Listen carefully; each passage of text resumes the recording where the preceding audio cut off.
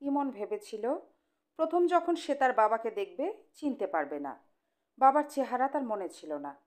New জার্সির বাড়িতে বাবার ছবি থাকলে সে ছবি দেখে চেহারা মনে করত, কিন্তু সেই বাড়িতে তার কোনো ছবি নেই। মার পুরনো অ্যালবামে হয়তো আছে, কিন্তু মা অ্যালবাম তালা বন্ধ করে রাখে। ফ্যামিলি রুমের ফায়ারপ্লেসের পাশে কিছু অ্যালবাম রাখা আছে, সেখানে সবই নতুন ছবি, পুরনো ছবি একটাও নেই। বাবার কথা মনে হলেই ইমনের চোখে ভাসে তার মুখের কাছে একটা মুখ, মুখটা হাসি হাসি, আর চোখ দুটো চকচকে। চকচকে চোখের ব্যাপারটা নিয়ে ইমন চিন্তা করেছে, মানুষের চোখ কি আসলেই চকচক করে? রাতের বেলা হরিণের চোখে আলো পড়লে চোখ নীল রঙের হয়ে যায় এবং ঝিকমিক করতে থাকে। তাদের নিউ জার্সির বাড়ির পেছনের পোর্চে শীতের সময় জঙ্গল থেকে হরিণ আসে। যখন পোর্চের আলো তাদের চোখে পড়ে, তখন তাদের চোখ তারার মতো ঝিকমিক করতে থাকে। মানুষের বেলাতেও কি এরকম হয়? একবার সে মাকে জিজ্ঞেস করলো। রেবেকা বললেন, তোমার সব উদ্ভট প্রশ্ন। মানুষের চোখ চকচক করবে কেন? ইমন বলল, চোখ যখন খুব কাছাকাছি আসে তখন কি চকচক করে? রেবেকা বললেন, যে চোখ দূরে চকচক করে না সেই চোখ কাছে এলেও চকচক করে না। কেন এমন আজগুবি প্রশ্ন করছো? এমনি। এমনি না।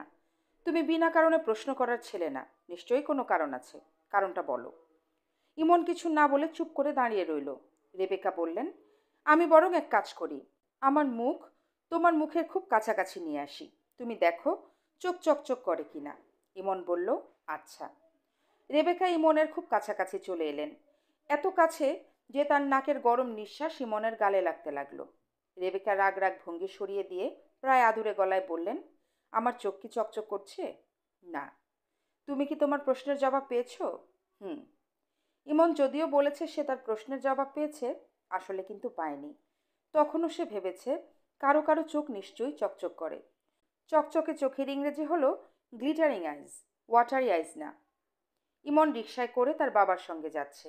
এই প্রথম সে যে রিকশায় উঠল তা না, আগেও চড়েছে, দুবার চড়েছে। সেই দুইবার তার খুবই ভয় লাগছিল, মনে হচ্ছিল এই বুঝি ছিটকে পড়ে যাবে। এখন কোনো ভয় লাগছে না। এখন তার মনে হচ্ছে ছিটকে পড়ে যাবার মতো কিছু হলে তার বাবা তাকে খপ করে ধরে ফেলবেন। বাবাকে প্রথম দেখে সে ছোটোখাটো একটা চমক খেয়েছে। নিজের উপর তার খানিকটা রাগও লাগছে। কেন তার এতদিন ধরে মনে হয়েছে যে সে বাবার চেহারা ভুলে গেছে? মোটেও ভুলেনি। তা না হলে দেখা মাত্র সে কিভাবে চিনল? তাকে সামনে এসেও দেখতে হয়নি, পেছন থেকে দেখেই সে চিনে ফেলেছে। ইমন সামান্য লজ্জা পাচ্ছিল।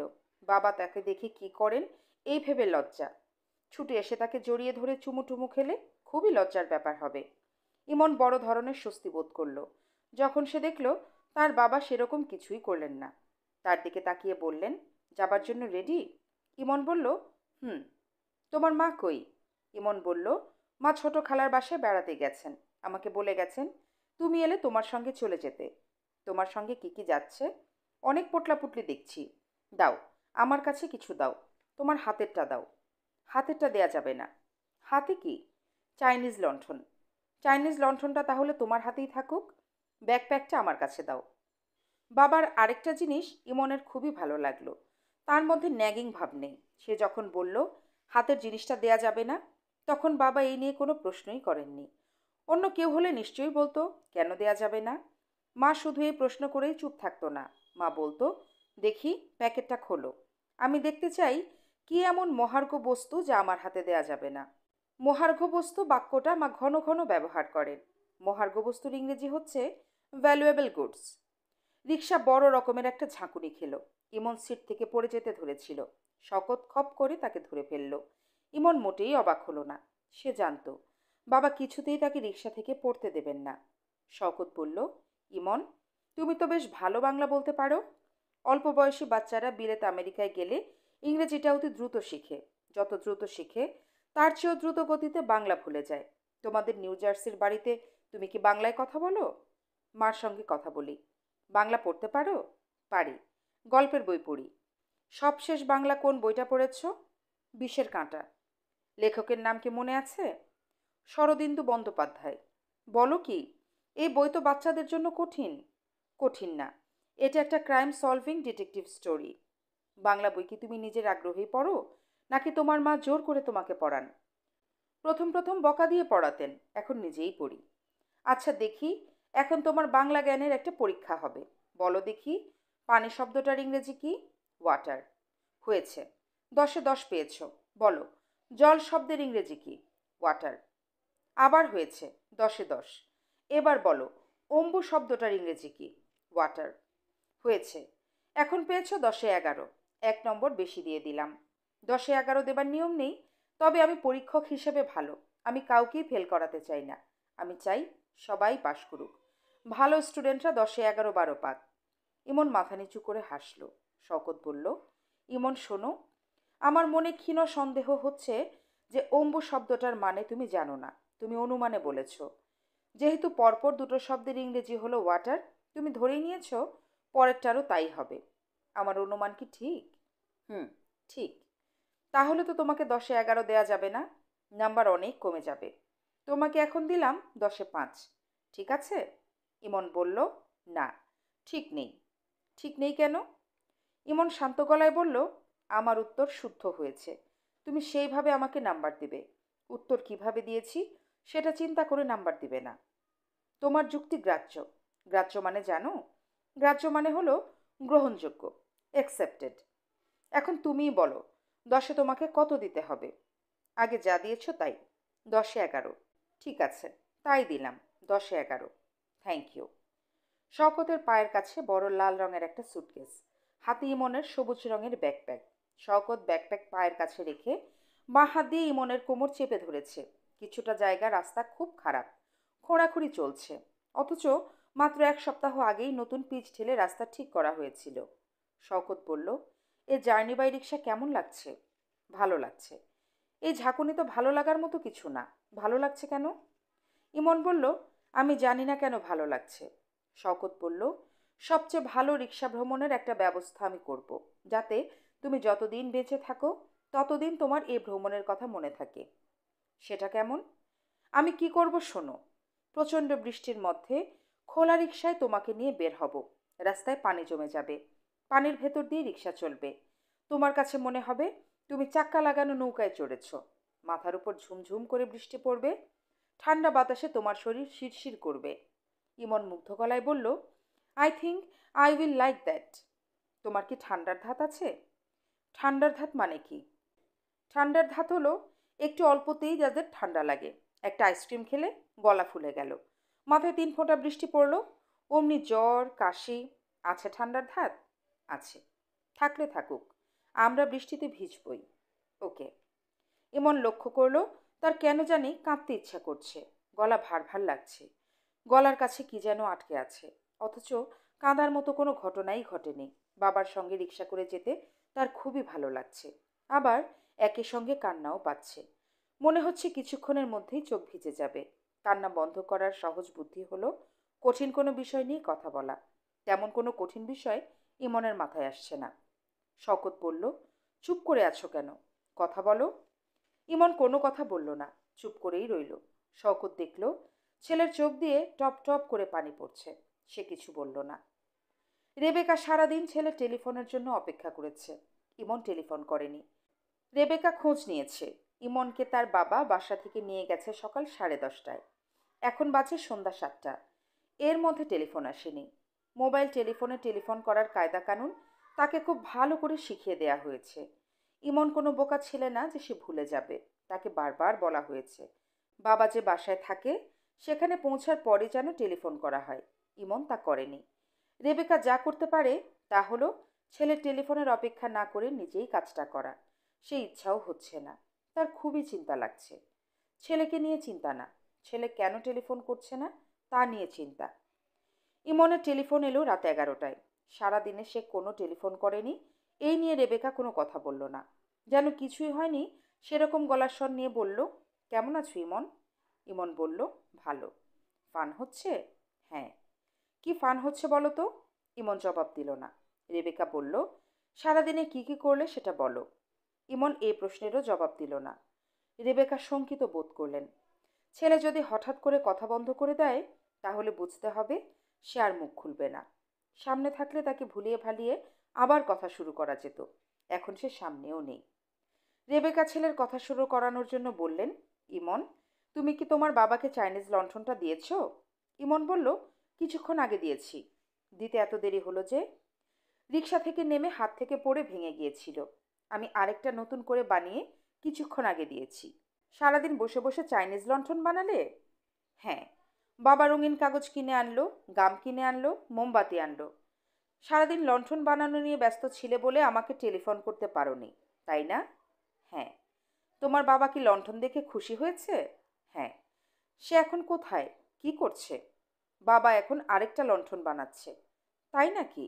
হ্যাঁ। আমি তো 3টা রং ব্যবহার করেছি, লাল, সবুজ আর হলুদ। বাবা বলেছে 3টা রং ব্যবহার না করে একটা রঙের অনেকগুলি শেড ব্যবহার করে বানালে খুব সুন্দর হবে। যেমন ধরো সবুজ। বাবা এখন সবুজ রঙের 5টা শেড দিয়ে বানাচ্ছে। সবুজ রঙের 5টা শেড তুমি পাবে কোথায়?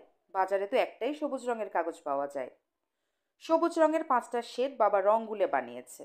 ও আচ্ছা, তোমার বাবা তো একজন পেইন্টার, আমি ভুলেই গিয়েছিলাম। ইমন বলল, মা, আমি এখন রাখি, বাবাকে সাহায্য করতে হবে। বাই। রেবেকা কিছু বলার আগেই ইমন টেলিফোন রেখে দিল। খুব জরুরি প্রশ্ন রেবেকার করা হলো না। আজ দুপুরে সে কি খেয়েছে? খাবারটা কি ঘরে তৈরি হয়েছে না বাইরে থেকে এসেছে? শওকত খুব মন দিয়েই চাইনিজ লণ্ঠন বানাচ্ছে। ফ্রেম তৈরি হয়ে গেছে, এখন শুধু ফ্রেমে সবুজ রঙের কাগজ বসানো। ইমন আগ্রহ নিয়ে বাবার কাজ দেখছে। সে হাঁটু গেড়ে বাবার সামনে বসে আছে। তার হাতে আইকা গামের কৌটা। তার কাজ হচ্ছে কাগজে আইকা গাম লাগিয়ে দেয়া। ইমন? হ্যাঁ? আমার মাথায় একটা আইডিয়া এসেছে। কি আইডিয়া? সবুজ রঙের উপর লাল রঙের একটা ফিগার আঁকবো। সবুজের মধ্যে লাল খুব ভালো ফোটে। আমি কি করব শোনো। যেখানে গাঢ় সবুজ রঙের কাগজ, সেখানে ফিগারটা আঁকবো হালকা লাল রঙে। আর যেখানে হালকা সবুজ রং ব্যবহার করেছি, সেখানে ফিগার আঁকা হবে গাঢ় লাল রঙে। এতে কি হবে জানো? কি হবে? লাল রঙের ইন্টেন্সিটি সমান মনে হবে। ফিগারটা 3 ডাইমেনশনাল হয়ে যাবে। লণ্ঠন জানালে মনে হবে ফিগারটা লণ্ঠন থেকে বাইরে চলে এসেছে। সত্যি? আমার এরকম মনে হচ্ছে। শেষ না হলে বুঝতে পারবো না। কখন শেষ হবে? বুঝতে পারছি না, সময় লাগবে। আমি কিন্তু জেগে থাকবো। আচ্ছা। ইমন, তুমি কি চা বানাতে পারো? না। এসো, তোমাকে চা বানানো শিখিয়ে দিই। এখন তোমার কাজ হবে মাঝে মাঝে চা বানিয়ে আমাকে খাওয়ানো। পারবে না? পারবো। আমি মিল্কশেক বানাতে পারি। মিল্কশেকের মতো জটিল বস্তু যে বানাতে পারে, চা বানানো তার কাছে কিছুই না। চা বানানো তার কাছে মনে হবে লেন্টিল রাইস। লেন্টিল রাইস মানে কি? লেন্টিল রাইস মানে হলো ডাল ভাত। এটা একটা বাংলা বাগধারা, যার অর্থ খুব সহজ কাজ। খুব সহজ কাজের ইংরেজি বাগধারা কি? ইমন বলল, এ পিস অফ কেক। ইমন জীবনের প্রথম চা বানালো রাত 9টায়। তার মনে হলো প্রথম কাপ চা বানিয়ে সে হঠাৎ অনেকখানি বড় হয়ে গেছে। শওকত চায়ে চুমুক দিয়ে বলল, প্রথম প্রচেষ্টা হিসেবে চলে, তবে তেমন ভালো হয়নি। দুধ বেশি হয়েছে, চিনিও বেশি হয়েছে। আমার ধারণা পরের বার ঠিক হয়ে যাবে। ইমন লক্ষ্য করল তার বাবার সঙ্গে তার মায়ের একটা বড় ধরনের অমিল আছে। ইমনের বানানো প্রথম চা যত খারাপই হোক, মা চুমুক দিয়েই বলতো, অসাধারণ হয়েছে, আমি আমার জীবনে এত ভালো চা খাইনি। বাবা সেই রকম বলেনি। তার অর্থ হলো, বাবা যখন বলবে চা ভালো হয়েছে, তখন ধরে নিতে হবে চা সত্যিই ভালো হয়েছে। ইমন আগ্রহ নিয়ে অপেক্ষা করছে, কখন বাবা আবার চা খেতে চাইবে। সে বানাবে। এবারের চায়ে দুধ আর চিনি কম দিতে হবে। চাইনিজ লণ্ঠনের নির্মাণ থেকে ইমনের আগ্রহ এখন অনেক কমে গেছে। এখন তার আগ্রহ চা বানানোতে। আনিকা চিন্তাই করতে পারেনি আজও তার অফিসে পৌঁছাতে দেরি হবে। অন্য দিনের চেয়ে 10 মিনিট আগে সে ঘর থেকে বের হয়েছে। সে হিসাব ধরলে 15 মিনিট আগে অফিসে পৌঁছানোর কথা, অথচ এলিফ্যান্ট রোডের জ্যামে সে 40 মিনিট ধরে আটকা পড়ে আছে। জ্যামের কারণ, রাস্তার মাঝখানে নষ্ট হয়ে পড়ে আছে একটা ট্রাক। ট্রাকের পাশের খালি জায়গাটা দিয়ে একসঙ্গে দুটো গাড়ি ঢুকতে গিয়ে গিট্টু লেগে গেছে। কেউ নড়তে পারছে না, কারো তেমন মাথা ব্যথাও নেই। সবাই গা ছেড়ে অপেক্ষা করছে, কিছু একটা হবে। কখন হবে, কিভাবে হবে, সেটা নিয়ে কারো কোনো টেনশন দেখা যাচ্ছে না। ফ্লাস্কে করে এক ছেলে রং চা বিক্রি করছে। অনেকেই আগ্রহ করে সেই চা খাচ্ছে। ছেলেটা আনিকার কাছে এসে বলল, আফা, চা খাইবেন? আনিকা বলল, যা ভাগ, থাপ্পড় খাবি। আনিকা ভেবেই পাচ্ছে না ফট করে থাপ্পড় দেবার কথাটা সে কেন বলল। তার মেজাজ কি এতটাই খারাপ হয়েছে? প্রতি সপ্তাহে তার 2-3 দিন লেট হচ্ছে, অন্যদেরও হচ্ছে। অন্যদেরটা কারোর চোখে পড়ছে না, তারটা চোখে পড়ছে। সেকশন অফিসার সিদ্দিক সাহেব গতকাল খুব ভালো মানুষের মতো তার ঘরে এসে বললেন, মিস আনিকা, আপনি কি 200-250 টাকা খরচ করতে পারবেন? আনিকা তটস্থ হয়ে বলল, কোন ব্যাপারে স্যার? একটা দেয়াল ঘড়ি কিনে আপনার শোবার ঘরে টানিয়ে রাখবেন। আজকাল দেয়াল ঘড়ি সস্তা হয়ে গেছে। 200-250 টাকায় ভালো ঘড়ি পাওয়া যায়। আমার ধারণা আপনার বাসায় কোনো দেয়াল ঘড়ি নেই। অপমানে আনিকার চোখে পানি এসে যাচ্ছিল। সে অনেক কষ্টে চোখের পানি আটকে রেখে বলল, এবার বেতন পেয়েই একটা ভালো ঘড়ি কিনবো স্যার। জ্যাম বোধহয় ছুটেছে। সব গাড়ি একসঙ্গে চলা শুরু করেছে। এতক্ষণে কারো কোনো ব্যস্ততা ছিল না। এখন ব্যস্ততার সীমা নেই। কে কার আগে যাবে, যেন অলিম্পিকের দৌড় প্রতিযোগিতা শুরু হয়েছে। ফার্স্ট হয়ে সোনা জিততে হবে। 1 ঘন্টা 22 মিনিট লেট করে আনিকা অফিসে পৌঁছল। সিদ্দিক সাহেব আজ কি বলবেন কে জানে। আজ হয়তো বলবেন, মিস আনিকা, আপনাকে অফিসের খরচে একটা ঘড়ি কিনে দিই। শান্ত গলায় কঠিন অপমানের কথা একটা মানুষ কি করে বলে কে জানে। আনিকার ইচ্ছা করছে অফিসে না ঢুকে বাসায় চলে যেতে। পরপর 3 দিন বাসায় কাটিয়ে অফিসে হাজির হবে। যার যা ইচ্ছা বলুক। যা ইচ্ছা করে তা করা যায় না। মানুষ চলে অনিচ্ছার পথে। তাকে বাধ্য হয়ে চলতে হয়। আনিকা তার ঘরে ঢুকলো। তার ঘরে সে একা না, আরেকজন সিনিয়র কলিগ আছেন, জাহানারা। অফিসে তার নাম পান আপা। তিনি সারাক্ষণ পান খান। শুধু যে নিজে খান তা না, অন্য দূরে খাওয়াবার চেষ্টা করেন। ময়মনসিংহের মিক্সচার জর্দা, মহেশখালীর পান। জাহানারা আনিকাকে দেখে কেমন যেন অন্যরকম চোখে তাকালো। আনিকার বুক ছ্যাঁত করে উঠল। আজ মনে হয় বড় কোনো ঘটনা ঘটেছে। আনিকা বলল, আপা কেমন আছেন? আজ দেরি হয়ে গেল। কেউ কি আমার খোঁজ করছিল? জাহানারা শুকনো গলায় বললেন, বড় সাহেব দুবার এসে খোঁজ করেছেন। তোমাকে দেখা করতে বলেছেন। আনিকা ঢোক গিলল। আজ ভালো যন্ত্রণা হবে। এখনো সময় আছে।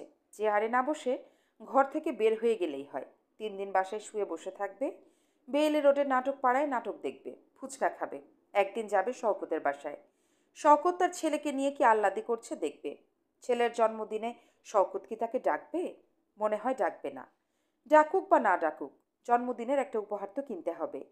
ছেলেদের উপহার কেনার যন্ত্রণা আছে। এক এক দিন একটা দিন লাগবে উপহার বেছে বের করতে। যত কিছুই সে ভাবুক, শেষ পর্যন্ত বড় সাহেবের কামরায় তাকে ঢুকতেই হবে। সম্পূর্ণ নিজের ইচ্ছায়, নিজের স্বাধীনতায় সে আজ পর্যন্ত কিছুই করতে পারেনি। সিদ্দিক সাহেব আনিকাকে দেখে বললেন, ও আচ্ছা, আপনি এসেছেন। বসুন বসুন। সিদ্দিক সাহেব তার সামনের খবরের কাগজ ভাঁজ করে রাখতে রাখতে বললেন, আজকের কাগজ দেখেছেন? জোকস কর্নারে মজার একটা জোক ছাপা হয়েছে। টিচার ছাত্রকে জিজ্ঞেস করছে, ঘোড়া এবং হাতি এদের পার্থক্য কী? ছাত্র বলছে, ঘোড়ার লেজ থাকে পেছন দিকে, হাতির লেজ থাকে সামনের দিকে। এসব জোকসেরা কোথায় পায় কে জানে। আনিকা অবাক হয়ে ভদ্রলোকের দিকে তাকিয়ে আছে। তাঁর আচার আচরণের কোনো মানে সে বুঝতে পারছে না। মিস আনিকা? জি স্যার। আপনার কী রাশি বলুন তো? তুলা রাশি। লিব্রা। আজকের দিনে আপনার রাশিফল কি বলছে দেখি। তুলা রাশি। বন্ধু বান্ধব এবং আত্মীয় স্বজনের যন্ত্রণা থেকে দূরে থাকুন। দূরপাল্লার ভ্রমণে বের হবেন না। চাকরি ও ব্যবসায় আর্থিক গোলযোগের সম্ভাবনা। আপনি কি রাশিফলে বিশ্বাস করেন? আনিকা বলল, আমি বিশ্বাসও করি না, অবিশ্বাসও করি না। সিদ্দিক সাহেব হাসি মুখে বললেন, আমিও বিশ্বাস করি না, তবে আমার বেলায় খুব মিলে। আমি পত্রিকা খুলে প্রথমে পড়ি রাশিফল, তারপর পড়ি জোকস, তারপর ফ্রন্ট পেজে যাই। আনিকা বুঝতে পারছে না এই মানুষটার সমস্যা কি। হড়বড় করে এত কথা কেন বলছে। কোনো একটা ঘটনা অবশ্যই ঘটেছে। ঘটনাটা কি? মিস আনিকা? জি স্যার। আপনার জন্য একটা সুসংবাদ আছে। সুসংবাদ এবং সারপ্রাইজ। Big surprise. চা খাবেন? জি না স্যার, চা খাবো না। সারপ্রাইজটা কি? আপনার প্রমোশন হয়েছে। আমাদের চাকরিতে প্রমোশন তো রেয়ার ঘটনা। 10 বছর 12 বছর একই পোস্টে ঘটর ঘটর করেও কিছু হয় না। আপনার ভাগ্য খুবই ভালো। কংগ্রাচুলেশনস। আনিকা হতভম্ব হয়ে গেল। তার প্রমোশন হয়েছে? তার মানে সে এখন সিদ্দিক সাহেবের র্যাঙ্কের একজন। অফিসের গাড়ি তাকে নিয়ে আসবে, দিয়ে আসবে। অফিসের কোয়ার্টারের জন্য অ্যাপ্লাই করতে পারবে। সম্পূর্ণ তার নিজের আলাদা একটা ঘর হবে। ঘরের সামনে টুলের ওপর পিয়ন বসে থাকবে। মিস আনিকা? জি স্যার। আপনি কি খুশি হয়েছেন? অবশ্যই খুশি হয়েছি। খুশি হব না কেন? এটা আমার কল্পনার বাইরে ছিল। কল্পনার বাইরে থাকবে কেন? আপনি দুটো সেকশনাল পরীক্ষাতেই খুব ভালো করেছেন। আপনি কাজকর্মেও স্মার্ট। আপনার রেকর্ডস তো খুবই ভালো। আমাদের মিষ্টি কবে খাওয়াবেন? আজই খাওয়াবো। আজকের দিনটা ছুটি নিয়ে বাসায় যান। আত্মীয় স্বজনদের সুসংবাদটা দিন। আনিকা চোখ মুছতে মুছতে ঘর থেকে বের হলো। এই আনন্দের খবরটা প্রথমেই শওকতকে দিতে ইচ্ছা করছে। সে কি মিষ্টি নিয়ে শওকতের বাসায় যাবে? শওকত যখন বলবে মিষ্টি কিসের, সে বলবে আমার বিয়ে ঠিক হয়েছে, তার মিষ্টি। আমার চাচা শ্বশুর আমাকে দেখতে এসেছিলেন, তার মিষ্টি। শওকতের বাসায় যাওয়া যাবে না। মিতুর শ্বশুর বাড়িতে অবশ্য যাওয়া যায়। মিতুর বরের জন্য একটা পাঞ্জাবি, এক প্যাকেট মিষ্টি। আনিকা নিজের ঘরে ঢুকল। জাহানারা চেয়ার ছেড়ে উঠে দাঁড়ালেন। কি লজ্জার ব্যাপার! দীর্ঘদিনের সহকর্মী আজ তাকে দেখে উঠে দাঁড়াচ্ছে। আনিকার লজ্জা লাগছে, আবার খুব ভালোও লাগছে। চোখে পানি এসে যাচ্ছে। আজ ছুটি নেয়াই ভালো। প্রমোশন পেয়ে একজন একটু পরপর আনন্দে কাঁদছে। এই দৃশ্য দেখে সবাই আড়ালে হাসাহাসি করবে। সে একজন ক্লাস 1 গেজেটেড অফিসার। তাকে নিয়ে আড়ালে হাসাহাসি করার সুযোগ সে দেবে না। প্রমোশনের খবর মনে হয় সবাই জেনে গেছে। অফিস থেকে বের হতেই কার্পুলের এক ড্রাইভার ছুটে এসে বলল, আপা কোথায় যাবেন? আনিকা বলল, শরীরটা ভালো লাগছে না, বাসায় চলে যাব। ড্রাইভার বলল, একটু দাঁড়ান আপা, গাড়ি নিয়ে আসি। আনিকা বুঝতে পারছে না তার কি করা উচিত। না না, গাড়ি লাগবে না। এই বলে কি সে হাঁটতে শুরু করবে, নাকি বলবে আমাকে একটা রিক্সা ডেকে দিন, তাতেই হবে। আনিকা তার অফিসের গাড়িতে বসে আছে। কি বিস্ময়কর ব্যাপার! কোনো বিষয়ই মানুষ একা নিতে পারে না। আনিকার এমনই কপাল, তার জীবনের সমস্ত বিস্ময়কর ঘটনা সে আর কারো সঙ্গে ভাগ করে নিতে পারেনি। কত নাটকীয় ঘটনা মানুষের জীবনে ঘটে। এমন কি হতে পারে না? হঠাৎ করে তার চোখ পড়বে রাস্তার এক মাথায়। শওকত দাঁড়িয়ে সিগারেট টানছে। এই জায়গায় এসে তাদের গাড়ি জ্যামে আটকা পড়ল। গাড়ির ভেতর থেকে হাত বাড়িয়ে আনিকা ডাকল। শওকত অবাক হয়ে কাছে এসে বলবে, সরকারি গাড়ি দেখছি, তুমি গাড়ি পাও জানতাম না তো। আনিকা তখন অবহেলার ভঙ্গিতে বলবে, আগে পেতাম না, এখন প্রমোশন হয়েছে, এখন পাচ্ছি। প্রমোশন আবার কবে হলো? বাদ দাও তো, প্রমোশন কবে হলো সেই আলাপ এখন করতে ইচ্ছে করছে না। তুমি সিগারেট ফেলে গাড়িতে উঠে আসো। আনিকা ছোট্ট করে নিঃশ্বাস ফেলল। গাড়িতে উঠে আসতে বলাটা মনে হয় ঠিক হবে না। সরকারি গাড়িতে বাইরের লোক তোলার নিয়ম নিশ্চয়ই নাই। ড্রাইভার বলল, আপা আপনার বাসা কোন দিকে? আনিকা বলল, বাসায় যাব না। আপনি একটা কাজ করুন, আমাকে নিউ মার্কেটের গেটে নামিয়ে দিয়ে চলে যান। আমি কয়েকটা ওষুধ কিনব। আমি অপেক্ষা করি? আপনাকে অপেক্ষা করতে হবে না, আমাকে নামিয়ে দিয়ে আপনি চলে যান, আমার দেরি হবে। প্রথমেই আনিকা কয়েকটা গানের ক্যাসেট কিনল। তার মধ্যে নজরুল গীতির একটা ক্যাসেট আছে। সেখানে মদিনাবাসী, প্রেমে ধরো হাত মমো গানটা আছে। ক্যাসেটগুলি কেনার পরপরই মনে হলো শুধু শুধু টাকাগুলি নষ্ট করেছে। তাদের বাসায় ক্যাসেট শোনার কোনো যন্ত্র নেই। আনিকার সামান্য মন খারাপ হলো। অকারণে টাকা নষ্ট করতে তার মায়া লাগে। সে বেশ কৃপণ মেয়ে। আজকের শুভ দিনটা স্মরণ রাখার জন্য শওকতের জন্য কিছু কেনা দরকার। দামি কিছু না, 200-250 টাকার মধ্যে কিছু। একটা শার্ট কেনা যেতে পারে। আজকাল কাপড় চোপড় সস্তা হয়েছে। 200-250 টাকায় ভালো শার্ট পাওয়া যায়। অনেক ঘোরাঘুরির পর একটা শার্ট আনিকার পছন্দ হলো। দাম 350 টাকা। ফিক্সড প্রাইসের দোকান, 1 টাকাও কমাবে না। 300 টাকায় শার্টটা কেনার অনেক চেষ্টা সে করলো, দোকানদার রাজি হলো না। আনিকা ঠিক করলো শওকতকে কিছু না দিয়ে তার ছেলের জন্য উপহার কিনবে। শওকতের শার্টের বাজেট ছিল 250 টাকা। তার সঙ্গে আরও 250 টাকা যোগ করে 500 টাকা হবে। 500 টাকার মধ্যে কিছু। যে ছেলে আমেরিকার মতো জায়গায় বড় হয়েছে, তাকে নিশ্চয়ই 100-150 টাকার খেলনা দেয়া যায় না। আনিকা অনেকগুলো দোকান ঘুরল, কোনো কিছুই মনে ধরছে না। একটা কচ্ছপ শুধু পছন্দ হয়েছে। কচ্ছপটা সারাক্ষণ শুধু মাথা দোলায়। রং বেরঙের কচ্ছপ কোনো কারণ ছাড়াই মাথা দোলাচ্ছে, দেখতে মজা লাগে। কচ্ছপটার দাম মাত্র 125 টাকা। এত কম দামে জিনিস বিদেশি ছেলেকে উপহার দেয়া ঠিক না। আরও ভালো কিছু দেখতে হবে। জিনিসটা দেখতে সুন্দর হবে। দাম 500 টাকার মধ্যে থাকবে। দুপুর 2:25 আনিকা নিউ মার্কেট থেকে বের হলো। তার হাতে একটা কচ্ছপ।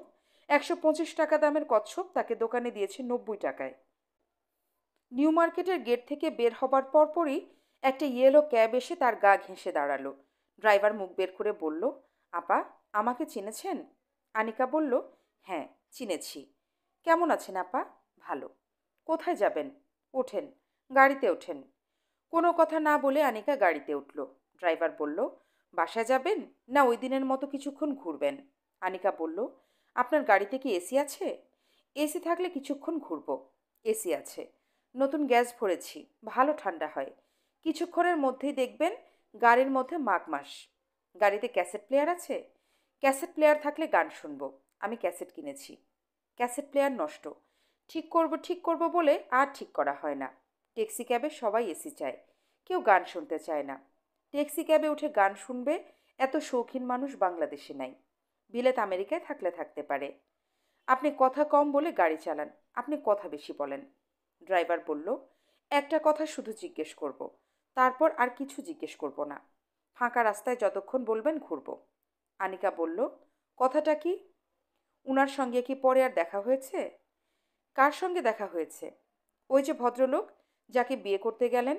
কাজী অফিসের সামনে থেকে ওই লোক ছুটে গেল। আমার পরিবারকে ঘটনাটা বলেছিলাম, সে মনে খুবই কষ্ট পেয়েছে। আপনি অনেক কথা বলে ফেলেছেন, আর কথা বলবেন না। জি আচ্ছা। আপনার ছেলে মেয়ে আছে? একটা মেয়ে, ক্লাস 2-তে পড়ে। মেয়ের নাম কি? মেয়ের নাম উজ্জ্বলা। উজ্জ্বলা আবার কেমন নাম? মেয়ের গায়ের রং উজ্জ্বল, এই জন্য তার মা শখ করে নাম রেখেছে উজ্জ্বলা। ভালো নাম, মুসাম্মদ উজ্জ্বলা বেগম। আনিকা হাতে ধরে রাখা কচ্ছপটা ড্রাইভারের দিকে বাড়িয়ে দিতে দিতে বলল, এই কচ্ছপটা রাখুন, উজ্জ্বলাকে দেবেন, আমার উপহার। আর শুনুন, এখন থেকে কোনো কথা বলবেন না, মুখ বন্ধ করে গাড়ি চালাবেন। একটা শব্দ যদি বলেন আমি গাড়ি থেকে নেমে যাব। শব্দও বলতে হবে না, গলা খাকারি দিলেই নেমে যাব। গাড়ির এসিটা সত্যি ভালো। আনিকার এখন শীত শীত লাগছে। একটা পাতলা সুতির চাদর থাকলে ভালো হতো। সারা গায়ে চাদর জড়িয়ে চোখ বন্ধ করে শুয়ে থাকা। গাড়ির ক্যাসেট প্লেয়ারটা ভালো থাকলে গান শোনা যেত। মদিনাবাসী, প্রেমে হাত ধরো মম। হাত প্রেমে ধরতে হয়, অপ্রেমে হাত ধরা যায় না। সে যে শওকতের হাত ধরে আছে, সেই হাত কি প্রেমে ধরে আছে না অপ্রেমে ধরে আছে? ইদানিং তার খুব ঘন ঘন মনে হচ্ছে শওকত নামের মানুষটার প্রতি তার কোনো প্রেম নেই। যা আছে তা অন্য কিছু। এই অন্য কিছুটা কি তা সে জানে না। খুব বুদ্ধিমান কোনো মানুষের সঙ্গে যদি পরিচয় থাকতো, তাকে সে জিজ্ঞেস করত। মিসির আলির মতো বুদ্ধিমান কেউ, যিনি একটা দুটো প্রশ্ন করেই সব জেনে ফেলতেন, কিংবা তাকে প্রশ্ন করতেও হতো না। তিনি চোখের দিকে তাকিয়েই বলে ফেলতেন। আনিকা পা উঠিয়ে গাড়ির সিটে হেলান দিয়ে গুটিসুটি মেরে বসল। চোখ বন্ধ করল। এখন কেন জানি মনে হচ্ছে গাড়িতে গান বাজছে। এটা মন্দ না। গান হচ্ছে কল্পনায়। কল্পনায় গান শুনতে শুনতে মিসির আলি সাহেবের সঙ্গে কথা বলা যায়। দেখা যেতে পারে এই বৃদ্ধ তার সমস্যার সমাধান করতে পারেন কিনা। সে কি জন্য শওকত নামের মানুষটার সঙ্গে ঝুলে আছে? মিসির আলি প্রশ্ন করছেন, সে জবাব দিচ্ছে। প্রশ্ন, উনার সঙ্গে তোমার কত দিনের পরিচয়? উত্তর, অনেক দিনের। প্রশ্ন, শোনো আনিকা, তুমি এক দুই শব্দে প্রশ্নের জবাব দেবে না। এক দুই শব্দে প্রশ্নের জবাব দিতে হয় পুলিশের কাছে। আমি পুলিশ না। আমার প্রশ্নের জবাব বিস্তারিতভাবে দেবে। সেই বিস্তারিত জবাব থেকে অনেক কিছু বের হয়ে আসবে। এখন বলো, শওকত নামের মানুষটার সঙ্গে তোমার কতদিনের পরিচয় এবং কিভাবে পরিচয়? উত্তর, আমার বড় ভাই এবং উনি এক ক্লাসে পড়তেন। দুজনের মধ্যে খুবই বন্ধুত্ব ছিল। তারা দুজন একসঙ্গে আর্ট কলেজে ভর্তি হয়েছিলেন। উনি ভাইয়ার সঙ্গে দেখা করতে আসতেন। আমি 5 বছর বয়স থেকেই তাকে চিনি। উনার বিষয়ে আপনাকে একটা মজার কথা বলি। 5 বছর বয়স থেকেই তাকে আমি নাম ধরে ডাকতাম। ভাইয়া তাকে ডাকতো শওকত, আমিও ডাকতাম শওকত। হয়তো কোনো একদিন উনি বাসায় এসেছেন, আমি দৌড়ে গিয়ে ভাইয়াকে বলতাম, ভাইয়া, শওকত এসেছে। ভাইয়া আমাকে বকাবকি করতো, বলতো, নাম ধরে ডাকছিস কেন? আমি বলতাম, তুমিও তো নাম ধরেই ডাকো। একটু বড় হবার পর আমি শওকত ভাই ডাকার চেষ্টা শুরু করি। তখন উনি বললেন, বাচ্চা একটা মেয়ে আমাকে নাম ধরে ডাকে, আমার খুব মজা লাগে। তুমি আমাকে নাম ধরেই ডাকবে। প্রশ্ন, তোমার বড় ভাইয়ের প্রসঙ্গে বলো। উত্তর, উনি আমার আপন ভাই ছিলেন না। উনি ছিলেন আমার সৎ ভাই। উনার মার মৃত্যুর পর বাবা দ্বিতীয় বিবাহ করেন। ভাইয়া আমাকে খুব আদর করতেন। আমার ভাইয়া আমাকে যে আদর করতেন, পৃথিবীর কোনো ভাই তার বোনকে এত আদর কখনো করেনি, ভবিষ্যতেও করবে না। প্রশ্ন, উনি কি মারা গেছেন? উত্তর, জি, উনি মারা গেছেন। আমি তখন 7-এ পড়ি। প্রশ্ন, তোমার ভাই কিভাবে মারা গেছেন? উত্তর, সেটা আমি আপনাকে বলতে চাচ্ছি না। প্রশ্ন, অপঘাতে মারা গেছেন? উত্তর, হ্যাঁ, অপঘাতে মারা গেছেন। ঘুমের ওষুধ খেয়েছিলেন। আমার বাবা মা দুইজনেই ভাইয়াকে খুব যন্ত্রণা দিতেন। সারাক্ষণ বকাবকি, সারাক্ষণ রাগারাগি। ভাইয়ার আর্ট কলেজে ভর্তি হওয়াটা বাবা কিছুতেই মেনে নিতে পারেননি। বাবা বলতেন, সব বখাটেরা আর্ট কলেজে পড়তে যায়, এটার নাম আর্ট কলেজ না, এটার নাম বখাটে কলেজ। বাবা তার কলেজের পড়ার খরচ নেওয়া বন্ধ করে দিলেন। তখন শওকত তার কলেজের বেতন দিত, রং তুলি কিনে দিত। শওকতের অবস্থা তো ভালো ছিল না, তারও খুব কষ্ট হতো। শেষে ভাইয়া কলেজ ছেড়ে দিল, দিন রাত বসে বসে থাকতো। তখন তার মধ্যে সামান্য মাথা খারাপের লক্ষণ দেখা দিল। রাত জেগে ছবি আঁকতো, ছবির মানুষগুলোর সঙ্গে বিড়বিড় করে কথা বলতো। প্রশ্ন, কি কথা? উত্তর, কি কথা বলতো আমার মনে নেই। সারা রাত জেগে জেগে ছবি আঁকতো আর কথা বলতো, এইটা মনে আছে। তারপর একদিন বাবাকে লম্বা একটা চিঠি লিখে সে ঘুমের ওষুধ খেয়ে মরে গেল। প্রশ্ন, সেই চিঠিতে কি লেখা? উত্তর, কি লেখা আমি বলতে পারবো না। বাবা সেই চিঠি কাউকে পড়তে দেননি। মিসির আলি সাহেব, শুনুন, আমি কিন্তু ভালো মেয়ে না, আমি খুবই খারাপ মেয়ে। আমি কতটা খারাপ আপনি চিন্তাও করতে পারবেন না। ভাইয়ার মৃত্যুর পর আমি ঠিক করেছিলাম দোকান থেকে ইঁদুর মারা বিষ কিনে এনে চিনি দিয়ে শরবত বানিয়ে বাবা মা দুজনকেই খাওয়াবো। শুধু যে চিন্তা করেছিলাম তা না, বিষ কেনার জন্য ঘর থেকে বেরও হয়েছিলাম। শুনুন, আমি এখন ঘুমিয়ে পড়ব, খুব ঘুম পাচ্ছে। যতটুকু শুনেছেন সেখান থেকে অ্যানালাইসিস করে কিছু বের করতে পারবেন? মিসির আলি, পারবো। শওকত নামের মানুষটির প্রতি তোমার কোনো প্রেম নেই, তুমি তার হাত ধরেছ অপ্রেমে। তোমার ভাইয়ার প্রতি তোমার যে প্রচণ্ড আবেগ এবং ভালোবাসা ছিল, সেই আবেগ আর ভালোবাসাই তুমি ভাইয়ার বন্ধুর দিকে ছড়িয়ে দিয়েছ। বাবার মৃত্যুর পর মানুষজন ব্যস্ত হয়ে পড়ে ফাদার ফিগার খোঁজার জন্য, তুমি ব্যস্ত হয়েছ ব্রাদার ফিগারের জন্য। উত্তর, আপনি কিছুই জানেন না। শওকত যেদিন বিয়ে করলেন সেদিন সকাল থেকে রাত 11টা পর্যন্ত আমি কোনো কিছু মুখে দেইনি। রাত 11টার সময় আমি এক গ্লাস পানি খাই আর তার সঙ্গে 9টা ঘুমের ওষুধ খাই। ভাইয়া যেই ওষুধগুলি খেয়েছিল সেই ওষুধ। আমি খুব আনলাকি মেয়ে, ওষুধ খাবার পরেও আমার মৃত্যু হয়নি। আমি খুব আনলাকি মেয়ে, সেই জন্যই আমি বেঁচে যাই। আমাকে কেউ ডাক্তারের কাছে নিয়ে যায়নি, স্টমাক ওয়াশ করেনি। 3-4 দিন বিছানায় আধমরার মতো পড়ে থেকে সুস্থ হয়ে উঠি। তারপর যেই কাজটা করি তা হলো শওকতের বাসায় গিয়ে উপস্থিত হই। তাকে বলি, আমি তোমাকে ছাড়া বাঁচব না, আমি তোমার কোনো কথা শুনবো না, তুমি অবশ্যই আমাকে বিয়ে করবে। উনি কিছুক্ষণ অবাক হয়ে আমার দিকে তাকিয়ে থেকে বললেন, এইরকম ছটফট করছো কেন? বসো তো, ঠান্ডা হয়ে বসে কথা বলো। চা খাবে? আমি চা বানিয়ে আনি, চা খাও। মিসির আলি, তুমি যখন কথা বললে তখন শওকত সাহেবের স্ত্রী বাসায় ছিলেন না? উত্তর, না, ছিলেন না। আর থাকলেও আমি তার সামনেও এই কথাগুলি বলতাম। এখন বুঝেছেন আমি যে শওকতের হাত ধরেছি তা অপ্রেমে ধরিনি, প্রেমেই ধরেছি। এখন আপনি বিদায় হন, ফুটেন। আপনার সঙ্গে বকবক করে আমার মাথা ধরে গেছে। আনিকা চোখ বন্ধ করল। মাথার যন্ত্রণার জন্য মদিনাবাসীর গান শুনতে ভালো লাগছে না। আনিকা চোখ মিলে বিরক্ত গলায় বলল, ড্রাইভার সাহেব, ক্যাসেটটা বন্ধ করেন তো। ড্রাইভার অবাক হয়ে বলল, আপা, ক্যাসেট তো বাজতেছে না, ক্যাসেট প্লেয়ার নষ্ট।